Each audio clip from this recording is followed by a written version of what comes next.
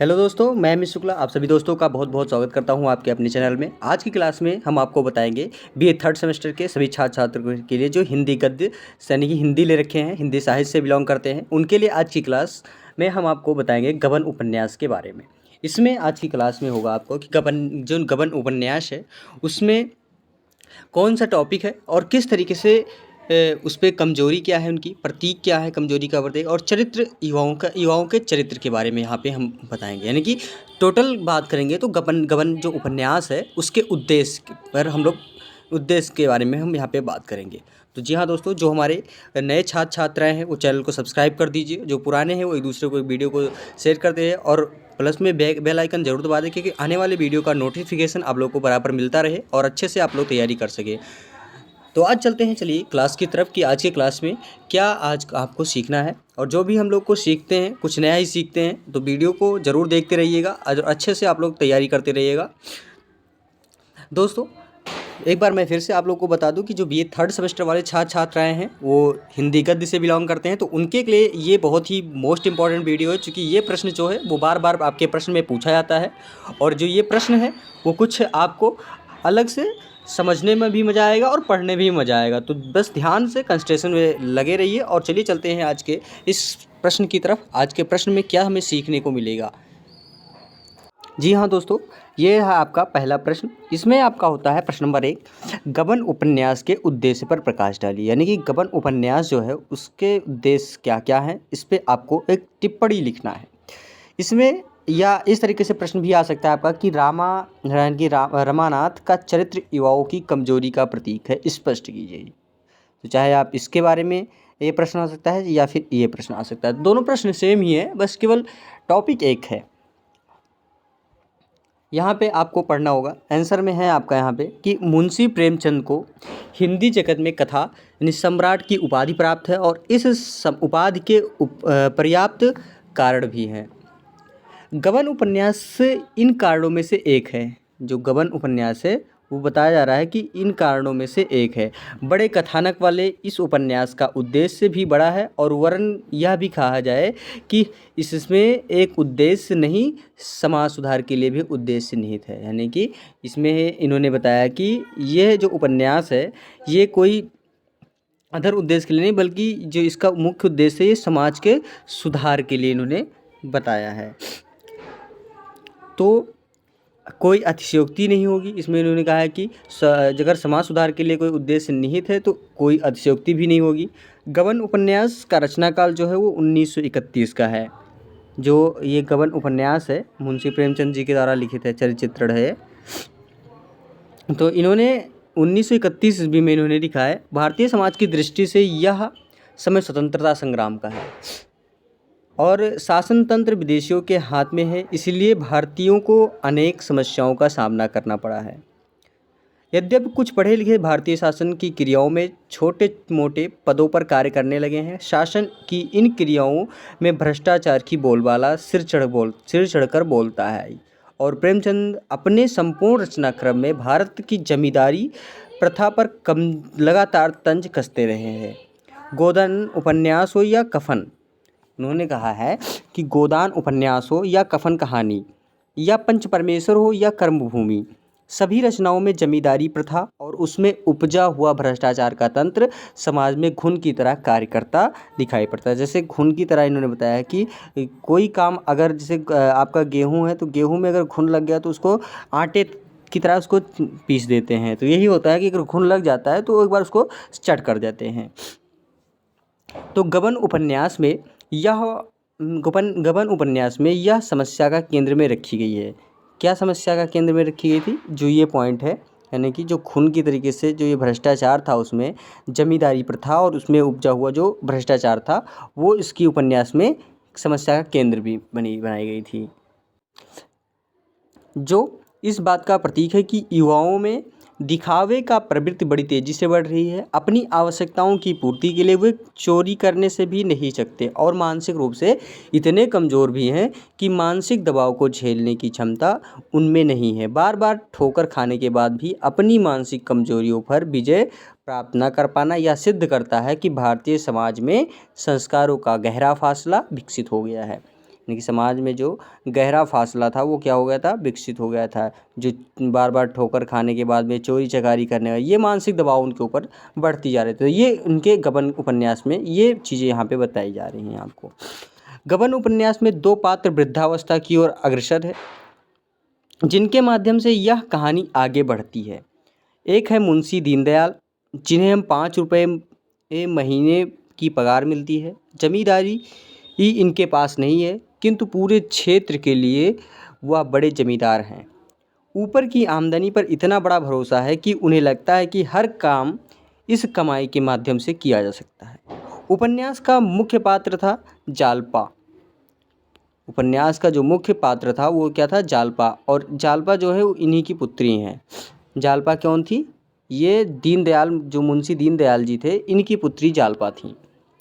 और उसे बचपन से ही गहनों का बहुत शौक था, यानी कि जालपा जी को क्या था, गहनों का बहुत ही शौक था, क्योंकि उनके पिता आए दिन कुछ न कुछ गहना उसकी माँ के लिए लाते रहते हैं और बालिका के लिए कुछ न कुछ सामान आता रहता था। घर में गहनों की चर्चा लगातार चलती है। बिना ये सोचे समझे कि यह गहने कहाँ से आते हैं, जालपा का यह संस्कार उपन्यास के उद्देश्य में फलीभूत करता है, क्योंकि जालपा के चंदनहार की अतृप्त कामना उसके पिता यानी कि ससुर और अंततः पति की गहरी संकट में डाल देती है। और यह संकट इतना गहरा हो जाता है कि उसका पति रामनाथ सरकारी खजाने में सेंधमारी करता है, यानी कि उनके लिए क्या करता है। ये गबन कहानी का, गबन जो उपन्यास है उसका ये मुख्य बहुत बड़ा स्रोत है। वो इसी के उपन्यास के बारे में हम आपको यहाँ पे बताने का प्रयास कर रहे हैं। यही सारांश है कि इसके जो उद्देश्य हैं गबन में, जो ये चीज़ें कही गई हैं, उसको यहाँ पे आपको एक उद्देश्य लिखना है, यानी कि गबन उपन्यास में कि गबन में क्या चीज़ें बताई गई थी। तो यही गबन जो उपन्यास है वो यही है। इसी से आपको ये टॉपिक आपका सबसे मोस्ट इम्पॉर्टेंट है, जो उद्देश्य के बारे में आपको बताया जा रहा है कि क्या चीज़ इसमें हुई थी और क्या उद्देश्य था इसमें। घर के गहने बेचता है, झूठी गवाही देता है, फिर भी जालपा की इस लालसा को पूरी नहीं कर पाता है। स्वयं जालपा भी जब तक अपनी इस कमजोरी को समझ पाती तब तक वह इतने संकट में घिर चुकी होती हैं कि रमानाथ को बचाने के लिए वह दर दर की ठोकर खाने लगती हैं। प्रेमचंद ने जालपा के गहनों के अति आकर्षण को केंद्र में रखकर मुंशी दीनदयाल और उनकी पत्नी द्वारा बेटी को दिया गया कुसंस्कार मूल समस्या के रूप में अंकुरित किया है। यद्यपि जालपा की माँ उसे अपना सोने का चंद्रहार देती हैं और वह एक स्वाभिमानी लड़की की भांति उस हार को लेने से मना कर देती हैं। जालपा अपने हट से प्रायश्चित रमानाथ को संकट से बचाने के लिए अपने गहने बेचकर उसे सद्मार्ग में लाने में करती हैं। जब वह स्वयं सत्यमार्ग पर आ जाती हैं तो लोग उस पर पुष्पों की वर्षा भी करते हैं। बाबू दीनानाथ इस उपन्यास के दूसरे महत्वपूर्ण सदस्य हैं। पहला तो ये आपका था उद्देश्य, दूसरा इन्होंने क्या है कि वे सरकारी नौकर हैं, अदालत में बैठते हैं, 50 रुपये महीने की पगार प्राप्त करते हैं।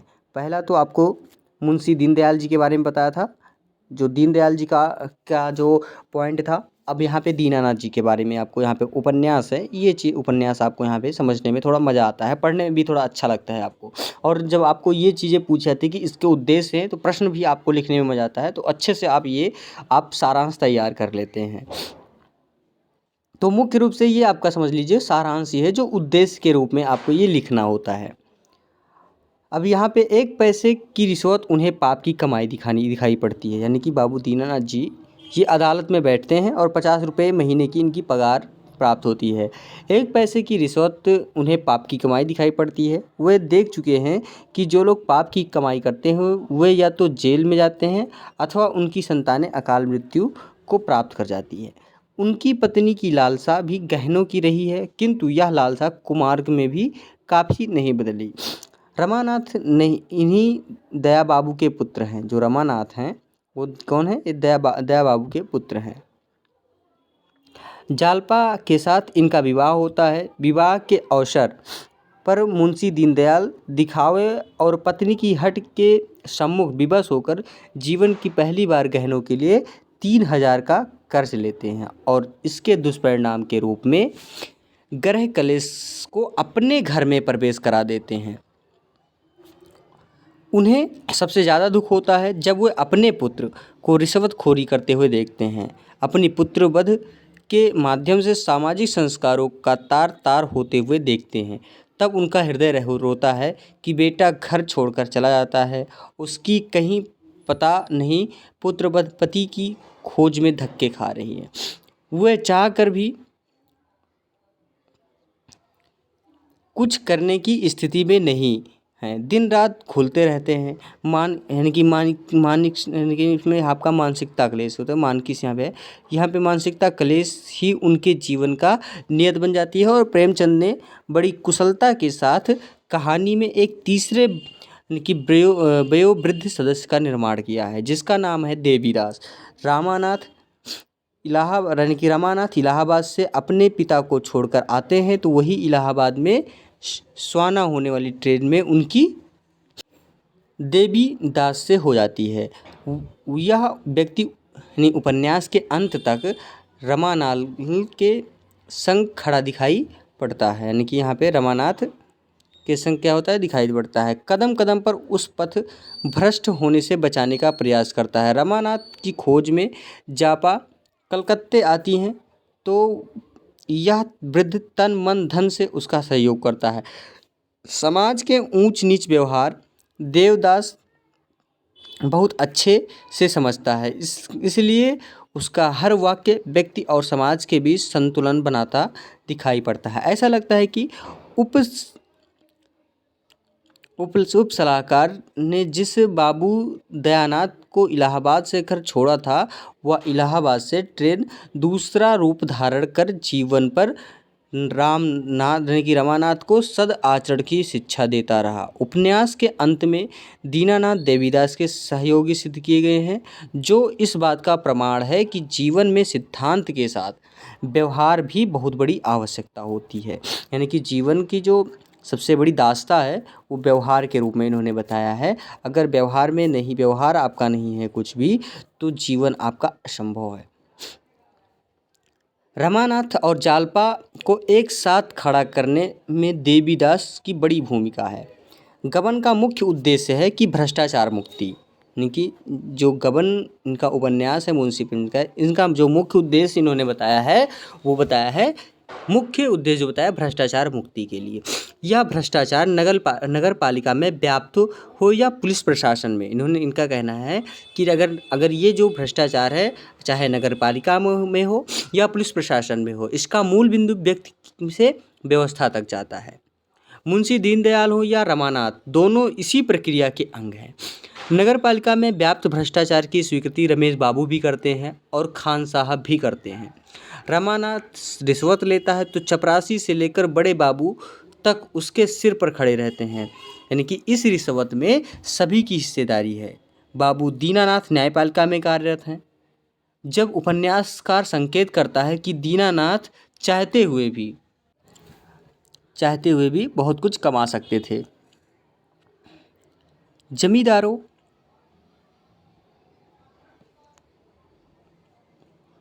तो यह न्यायपालिका से भ्रष्टाचार की स्वीकृति थी। पुलिस प्रशासन ने तन भ्रष्टाचार की जड़ें कहाँ से शुरू होती हैं, और वार्ड वृक्ष का मतलब होता है बरगद का वृक्ष, बरगद के वृक्ष के रूप में विकसित हो जाती हैं। यह कहा नहीं जा सकता है कि जमींदारों के उनके आवभगत होती हैं और वैश्याएं उनके एक इशारे पर कहीं भी काम करने के लिए तैयार हो जाती हैं। किसी दोषी को बचाना और निर्दोष को फंसाना इनके लिए बाएं हाथ का काम होता है।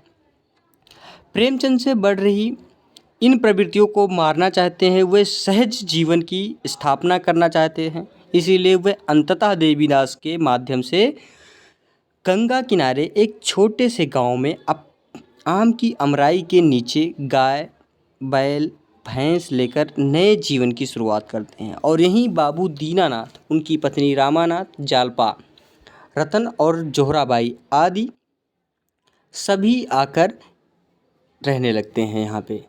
अब आपका आता है इसमें दोस्तों रमानाथ के चरित्र में कमजोरियाँ। इनकी कमजोरियाँ क्या थी?